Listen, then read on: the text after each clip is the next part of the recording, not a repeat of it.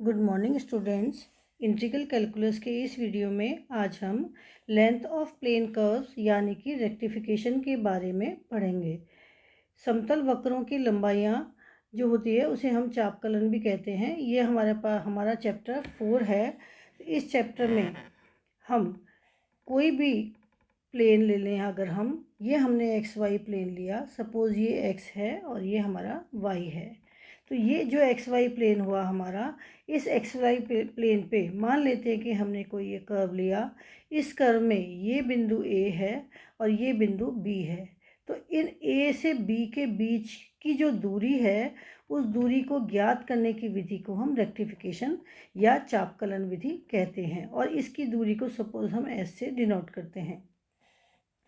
तो समतल वक्रों की लंबाइयाँ ज्ञात करने के लिए हम डेफिनेशन ऑफ रेक्टिफिकेशन, सबसे पहले हम चापकलन किसे कहते हैं ये अभी मैंने आपको बताया था। Method of finding the length of arc, किसी भी आर्क की लंबाई ज्ञात करने की विधि को जो कि प्लेन कर्व के ऊपर है, उसको हम रेक्टिफिकेशन यानी चापकलन कहते हैं। अब किसी भी कर्व की दो बिंदुओं के बीच की दूरी निकालने की जो विधि है, उसके जो फॉर्मूले हैं वो अब हम देखते हैं। मान लेते हैं कि हमारे पास में y equal to F X एक कर्व है। सपोज मैंने इस कर्व का नाम दिया y equal to F X, इस कर्व का नाम। तो y equal to F X एक कर्व है और ये कोऑर्डिनेट एक्सिस कार्टिजन कोऑर्डिनेट में है। ये अभी पोलर में नहीं, सिर्फ कार्टिजन का मैं पढ़ा रही हूँ अभी। तो ये अगर कार्टिजन कोऑर्डिनेट में है तो कर्व के किसी पॉइंट ए के लिए यदि x इक्वल टू ए हो, यहाँ पर x इक्वल टू ए हो, और कर्व के किसी अन्य बिंदु, कोई भी दूसरा बिंदु ले लिया हमने, सपोज ए टू बी की जगह हमने यहाँ पर बीच में ये टी टाइम पे पी पे चला, तो इस पी पॉइंट पर, सॉरी ये मैं आगे, हम इसको आगे लिखेंगे। यहाँ पर ये अगर हमने ये बिंदु सपोज इस पी को ही मैंने बी मान लिया, ये पी पॉइंट है, ये एक्स कॉमा वाई पॉइंट है हमारे पास में, तक के आर्क की लंबाई यदि एस है, यदि यहाँ से लेकर बी से लेकर के ए तक की, इस पी को मैंने सपोज बी मान लिया, लंबाई एस है, तो हम जानते हैं D S upon D X is equal to 1 plus D Y upon D X का होल स्क्वायर। तो इसके लिए अब हम इसको लंबाई निकालने के लिए हम इसको इंटीग्रेट कर देंगे। इंटीग्रेट हम करेंगे ए टू एक्स लिमिट में, क्योंकि यहाँ से ये हमारे पास में ए आ जाएगा। सपोज ए हमारे पास में ए है और ये हमारे पास में एक्स है, तो ए टू एक्स के लिमिट में हम इसको इंटीग्रेट कर देंगे। तो हमारे पास में फॉर्मूला आ जाएगा A to X D S upon D X into D X equal to integration of A to X under root of 1 plus D Y upon D X का whole square into D X. अब अगर हम इसको simplify करें तो D X और D X हट जाएगा, तो ये डी एक्स के एस के सापेक्ष इसको इंटीग्रेट करेंगे, कौन से लिमिट में, ए टू एक्स में। तो ये डी एस को इंटीग्रेट किया तो एस आया हमारे पास में, इसके लिमिट्स लगा दी। ये पॉइंट पी पर, इसको मैं बी लिख देती हूँ, पॉइंट बी पर, और ये पॉइंट ए पर है। यहाँ पर भी ये पॉइंट हमारा बी है। साथ में यहाँ पर देखिए कि ये A to B 1 plus D Y upon D X का whole square into D X. तो हमने जो हमारे पास में जो कर्व था y is equal to F X, जो कर्व था इसको हम डिफ्रेंशिएट कर देंगे, D Y upon D X निकाल लेंगे हम इसको, और यहाँ पर रख करके और इसको हम अंडर रूट करके, और फिर जो आंसर आएगा उससे हम उसको इंटीग्रेट कर देंगे with respect to X. If two points on the curve A and B and whose abscissa are A and B respectively, then length of the arc AB is this। यदि हमारे पास में x इक्वल टू, जब दो point है तो दोनों point पर x और y दोनों होते हैं, तो सपोज हमारे पास में A और B दो हैं, दो बिंदु हैं हमारे पास में, तो A और B दोनों बिंदु का जो एब्सिसा है वो हमारे पास में A और B है। ये हमने मान लिया कि ये जो हमारा एब्सिसा है ये A और B है, तो हम इसकी जो लिमिट है, y की जो लिमिट है, ये हमारी y की लिमिट हो जाती है, ये हमारी x की लिमिट हो जाती है, जो कि ए टू बी है। तो s is equal to A to B 1 plus D Y upon D X का होल स्क्वायर डी एक्स। अब हमारे पास में अलग अलग कंडीशंस आ जाती हैं, उन अलग अलग कंडीशंस को देखेंगे। सेकंड है, यदि हमारा curve x equal to F Y के रूप में हो। अभी पहले हमारे पास में कर्व था y equal to F X के रूप में। अब यदि कर्व हमारे पास में ये x equal to F X के रूप में आ जाएगा, तो हम D Y upon D X की जगह उसी फॉर्मूले में D X upon D Y रख देंगे। तो यहाँ पर और लिमिट हम क्या लगा देंगे, c टू d। तो यहाँ s equal to c to d 1 plus D X upon D Y का whole square into D Y. क्योंकि हम पिछली क्लास में पढ़ चुके हैं, आप ये जानते हैं कि अगर हमारे पास में x अप और y फंक्शन जो x equal to F of y के रूप में होगा, तो ये जो D S upon D Y हो जाएगा ये, और ये यहाँ पर हमारे पास में क्या हो जाएगा, 1 plus D X upon D Y का whole square under the root,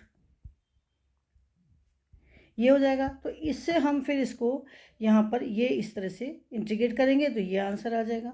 तो इसलिए मैंने इन सब के बाकी सब के मैंने डायरेक्ट लिखे हैं। इसी तरह से आप ये जो इक्वेशन है, इस इक्वेशन से आप इनको इंटीग्रेट कर करके निकाल सकते हैं, जो मैंने ये एक आपको दिखा दिया है। तो ये S equal to C to D 1 plus D X upon D Y का होल स्क्वायर डी वाई, जबकि फंक्शन हमारे पास में जो है वो हमारे पास में x equal to F Y आ जाए। अब थर्ड क्या है, थर्ड अगर हमारे पास में फंक्शन जो है वो पैरामेट्रिक रूप में दिए हों, यानी x equal to F T and y equal to psi T के रूप में दिया है, तो s equal to integration of t1 to t2 D X upon D T plus D Y upon D T, इन दोनों का स्क्वायर करके अंडर रूट करेंगे और विथ रिस्पेक्ट टू t हम इसको इंटीग्रेट करेंगे तो हमारे पास में आंसर आ जाएगा। नेक्स्ट हमारे पास में है, यदि curve r is equal to F theta के रूप में हो, यानी पोलर रूप में हो। यदि हमारे पास में कर्व जो हमको दिया है वो पोलर फॉर्म में दिया हो, तो हम क्या करेंगे, हमने पिछले क्लासों में आप लोगों ने पढ़े हुए हैं, s equal to alpha to beta under root of R square plus D are upon D theta का होल स्क्वायर। इसको हम इस तरह से इंटीग्रेट कर देंगे बिटवीन द लिमिट, जो हमारा थीटा की लिमिट है वो एल्फा टू बीटा है। इसी तरह से यदि theta equal to F of R हो, फंक्शन ऑफ आर हो, तो हम इसको जो आर की लिमिट है, ये हमारी आर की लिमिट हमारे पास में R1 टू R2 हो जाएगी, और ये 1 प्लस, इसको हम उल्टा कर देते हैं तो ये 1 plus R square D theta upon D T का होल स्क्वायर आ जाता है। इसी तरह से अगर पैडल इक्वेशन में दिया हो, pedal equation rho equal P equal to F R है, तो उसके लिए लेंथ होगी S equal to R1 R2 R D are upon under root of R square minus P square. यहाँ पर भी लिमिट आर की लिमिट है R1 टू R2। इस तरह से इन सारे जितने भी ये फॉर्मूलेज मैंने आपको बताए हैं, इनको आप इक्वेशन को देख करके कि कौन सा फॉर्मूला लगेगा उसको यूज़ करते हुए आप लेंथ निकाल सकते हैं। अब हम क्वेश्चन सॉल्व करते हैं। क्वेश्चन नंबर 1 है, find the whole length of the curve x square a square minus x square equal to 8a square y square. अब हमें क्या करना है, कर्व की संपूर्ण लंबाई ज्ञात करनी है। तो जब आप कर्व ट्रेसिंग पढ़ेंगे तो आपको यह पता लग जाएगा कि इसका कैसा कर्व ट्रेस होता है। इसको मैं आपको अभी बना के बता देती हूँ। इसका कर्व जो होता है,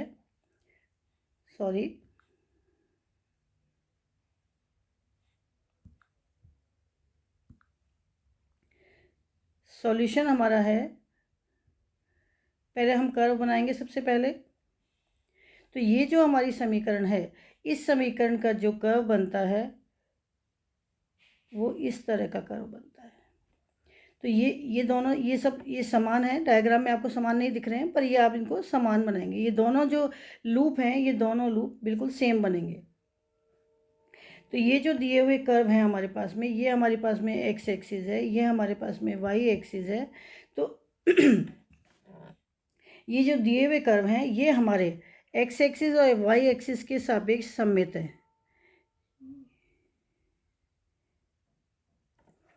यहाँ से ये और यहाँ से ये, यहाँ पर ये जो पॉइंट है ये हमारा -a, 0 है। जब हम यहाँ पर y बराबर 0 रखेंगे तो x बराबर a2 - a आ जाएगा। तो इसके लिए अब मैंने यहाँ पर ये पॉइंट्स रख दिए। अब जो हमारा दिया हुआ कर्व है, ये जो हमारा कर्व है, ये कर्व दोनों अक्षों के सापेक्ष सममित है। तो x अक्ष को x = 0 और ±a पे काटता है। एक बार यहाँ काटता है, फिर यहाँ जाता है, तो यहाँ a पर, फिर 0 पर, फिर यहाँ -a पर, फिर 0 पर। तो इस तरह से ये इस पे काटता है। तो इसके लिए चाप के लिए हमारी चापकलन की जो समाकलन की सीमाएं हैं वो क्या हो जाएगी। अब हम एक ही का निकाल लेंगे, केवल ये इतनी लेंथ निकाल लेंगे। अगर हम यहाँ से यहाँ तक की, अगर हम ये यहाँ से यहाँ तक की लेंथ निकाल लेंगे तो हमारी लेंथ यहाँ से यहाँ तक की ये चार से गुणा करके ये चारों लेंथ हमारी आ जाएगी। तो इसके लिए हम क्या करेंगे, जो हमारी लिमिट है x की लिमिट, ये हो जाएगी 0 to a। अब हम इसको निकालेंगे, डिफ्रेंशिएट करेंगे। तो इक्वेशन लिख लेते हैं हम, 8a² y² = x² a² - x²। Given equation of curve is, ये आ गई हमारे पास में।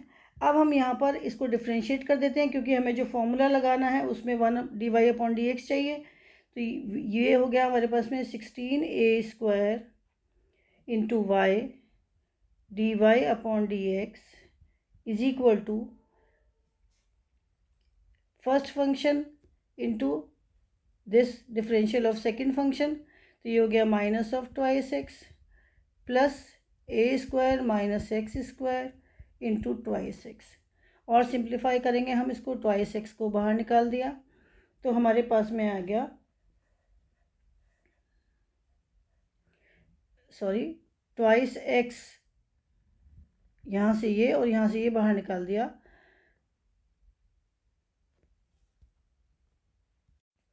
तो यहाँ से ये first function x², differential of this, तो ये -2x आ गया, plus A second function into differential of first function, ये 2x आ गया। तो हमने यहाँ से 2x को बाहर निकाल दिया तो हमारे पास में आएगा -x² plus a² - x², which is equal to 2x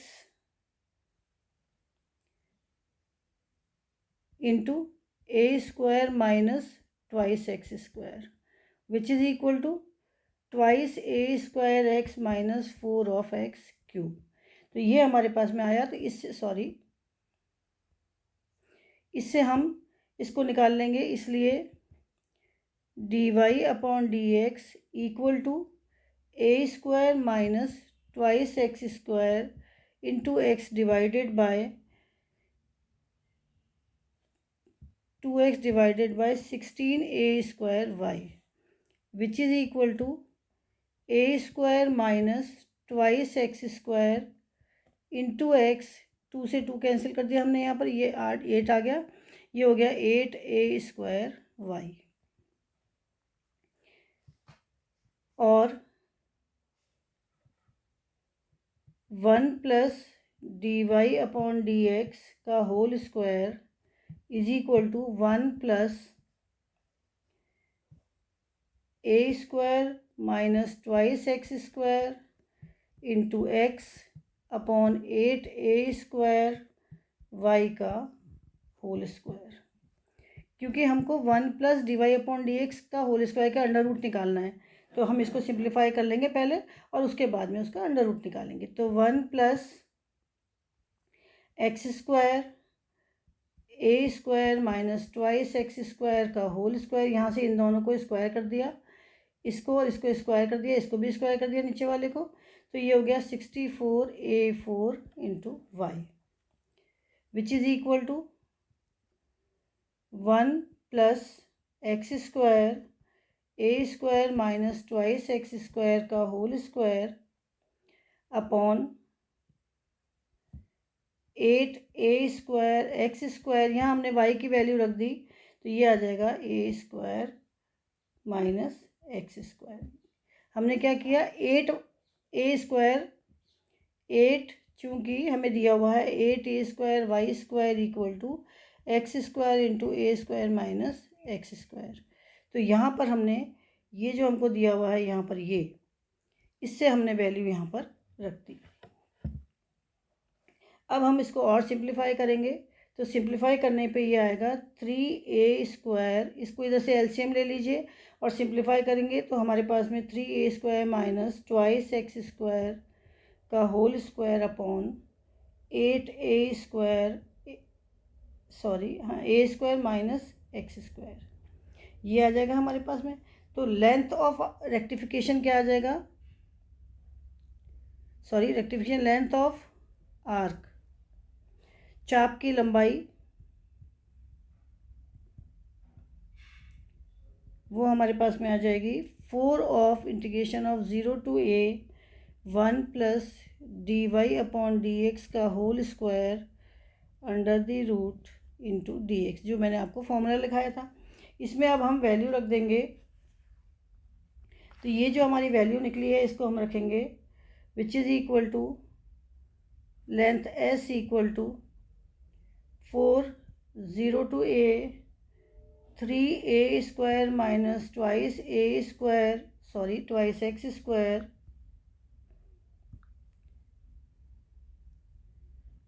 यहाँ पर अंडर रूट है तो इसको हटा दिया हमने। यहाँ पर 8a² minus x² whole the under root into dx which is equal to 4 upon, ये 8 को बाहर निकाल दिया, 2 रूट, और ये a को भी निकाल दिया हमने यहाँ से, 2 root 2 into a integration of 0 to a² plus twice of a² minus x² upon, इसको हमने बाइफैकेट कर दिया, upon under root of a² minus x² dx। अब इसको इससे डिवाइड कर दिया हमने आपस में, तो ये हो गया root of 2 upon a integration of 0 to a² into upon a² minus x² under the root dx plus twice integration of 0 to a, इसको इससे डिवाइड किया तो ये आ जाएगा a² minus x² under the root into dx। और simplify करें इसको और इस पर फॉर्मूला लगा देंगे अब हम, तो ये √2 over a into a² constant है बाहर आ जाएगा, 1 upon under root of a² minus x² होता है sine inverse x by a, तो इसको हम लिखेंगे यहाँ पर sine inverse x upon a, limit लगाएंगे 0 टू a प्लस ट्वाइस, इसका जो हमारे पास फॉर्मूला होता है वो होता है x/2 under root of a² minus x² plus a²/2 sine inverse x by a, ये इसका फॉर्मूला होता है। इसमें भी लिमिट लगा देंगे 0 to a which is equal to, जब हम इसको और सिंप्लीफाई करेंगे √2/a, a लिमिट लगाएंगे तो साइन इनवर्स 1 आ जाएगा, और साइन इनवर्स 1 होता है π/2, तो ये हो गया a² π/2 प्लस ट्वाइस, ये साइन 0 0 होता है। अब ये नेक्स्ट वाले को, इस वाले को हम लिमिट लगाएंगे तो ये हो जाएगा a²/2 इंटू π/2, क्योंकि यहाँ पर जब हम a रखेंगे इस वाले में तो ये वाली टर्म पहले 0 हो जाएगी, और जब 0 रखेंगे तब भी ये वाली टर्म 0 हो जाएगी, तो सिर्फ यही वाली टर्म आएगी a रखने पर। ये हो गया हमारे पास में which is equal to under root of 2 और सिंप्लीफाई करेंगे upon a into πa² which is equal to πa√2। तो ये हमारे पास में आंसर आया।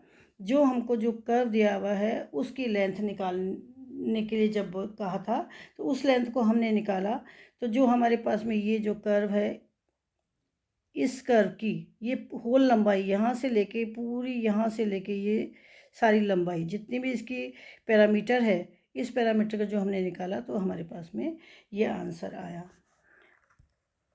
अब हम एक सवाल और करेंगे। हमारा क्वेश्चन है find the length of the cardioid r equal to a 1 minus cos theta lying outside the circle r equal to a cos theta. यानी कि हमको एक कार्डियोइड दिया हुआ है। कार्डियोइड की समीकरण है R बराबर A1 + 1 - cos थीटा। और मैंने कार्डियोइड आपको पिछले वीडियो के जब हमने क्षेत्रफल निकाला था तब भी बना के बताया था। तो ये कार्डियोइड की हमारे पास में समीकरण दे दी एक, और इस कार्डियोइड की चाप की लंबाई ज्ञात करनी है हमको, किसके सापेक्ष, जो कि एक सर्किल के बाहर से हो। सर्किल से कट करने के बाद जो बाहर का चाप रह जाता है उसकी हमको लंबाई ज्ञात करनी है। तो उसके लिए हम क्या करेंगे, पहले हम डायग्राम बनाएंगे। तो डायग्राम बनाने के लिए कर्व ट्रेसिंग आपको आना चाहिए, नहीं तो आप कुछ याद कर लीजिए कि इस तरह के इक्वेशंस के कैसे कैसे डायग्राम बनते हैं। तो ये जो हमारे पास में ये कार्डियोइड का होता है, ये कार्डियोइड है, इसका होता है R बराबर A1 - cos थीटा। और एक दिया हुआ है हमको सर्किल, तो सर्किल का जो R बराबर A cos थीटा का जो सर्किल होता है वो हमारा सर्किल होता है,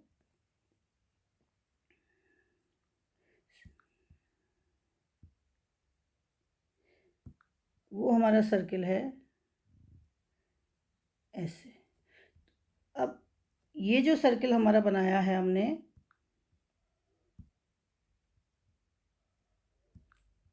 डायग्राम थोड़ा ढंग से बना देती हूँ। ये जो सर्किल बनाया है, इस सर्किल में हमें कौन सी लेंथ पूछ रहा है, वो यहाँ से लेकर के और यहाँ तक की जो हमें लेंथ निकालनी है, वो यहाँ से लेकर के और यहाँ तक की लेंथ निकालनी है, सर्किल से बाहर की। दोबारा पढ़िए, find the length of the cardioid. ये जो हमारा कार्डियोइड है पूरा, इस कार्डियोइड की लेंथ कौन सी निकालनी है, लेइंग आउटसाइड द सर्किल, इस सर्किल के बाहर की। ये जो सर्किल हमारे पास में है, इस सर्किल से बाहर की हमें लेंथ निकालनी है। अब इसके लिए गिवन इक्वेशन ऑफ कार्डियोइड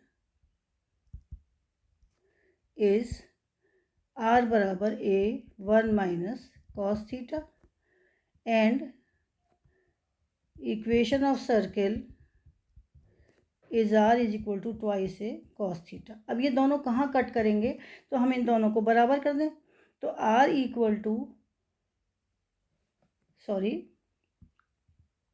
अब हम ये दोनों R और R ये दोनों बराबर हैं, इनको हम बराबर कर देते हैं। तो A cos theta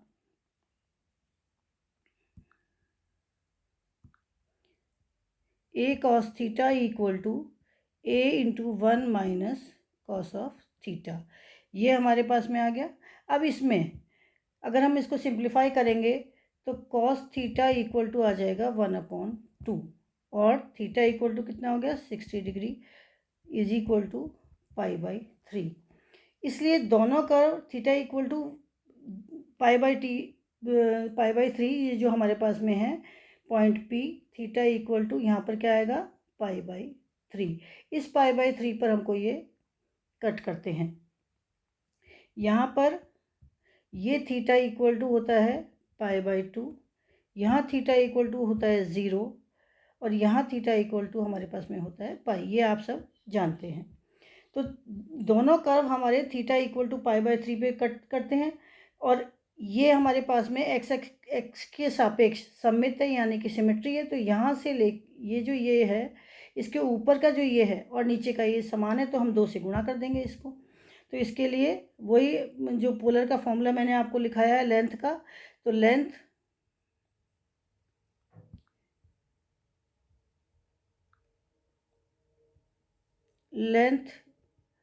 of curve is equal to twice integration of theta is equal to π/3 to pi. ये देखिए यहाँ से लेके और यहाँ तक ये π/3 to pi R² plus dr/d theta whole square into under the root d theta. बस अब हम dr/d थीटा निकाल लेंगे। तो हमारे पास में R इक्वल टू है A × 1 - cos थीटा, तो d are upon D theta equal to हो जाएगा ए कॉस थीटा का होता है माइनस साइन थीटा, और यहाँ पर माइनस है तो ये हो जाएगा साइन थीटा पॉजिटिव में। अब हम इसको लिख देते हैं, तो which is equal to length, suppose length को मैंने एस से डिनोट किया, तो length S equal to twice integration of π/3 to pi A into 1 minus cos theta का whole square plus A square sine square theta under the root into D theta. अब इसको simplify कर लेंगे जैसे हम इंटीग्रल को करते हैं। 2π/3 to pi twice minus twice cos theta under the root of D theta which is equal to twice π/3 to pi 4 sine square theta by 2। हमने यहाँ पर 1 माइनस कॉस थीटा को क्या लिख दिया, 2 sine square theta by 2 into D theta which is equal to 4a π/3 to pi sine of theta by 2 D theta which is equal to 4a अब हम इसको इंटीग्रेट कर देंगे, तो साइन थीटा बाई 2 का क्या आ जाएगा 1/ट्वाइस इंटू कॉस थीटा बाई 2, और साइन का थीटा माइनस में होता है तो यहाँ पर माइनस में minus twice cos theta by 2 limit लगा देंगे π/3 to pi which is equal to 8a minus का cos of π/2 minus cos of π/6 which is equal to 4a root 3। यहाँ पर जब हम लिमिट लगाएंगे तो cos 90 तो ज़ीरो होता है, ये माइनस से माइनस प्लस हो गया, और cos π/6 1/2। तो ये इस तरह से हम जब इसको सिंप्लीफाई करेंगे तो ये हमारे पास में आंसर आ जाएगा, जो कि किसकी लेंथ है, ये कार्डियोइड की लेंथ, जो कि कर्व को काटने के बाद जो बाहर की लेंथ बची है उसकी ये लेंथ होती है। तो ये हमारा आंसर हो जाएगा। इस तरह से आप किसी भी कर्व के दो बिंदुओं के बीच की लंबाई ज्ञात करने के लिए जो भी आपको समीकरण दी हुई है, फंक्शन दिया हुआ है, उस फंक्शन के अकॉर्डिंग फॉर्मूला लगा करके और उसको आप हल कर सकते हैं। Thank you.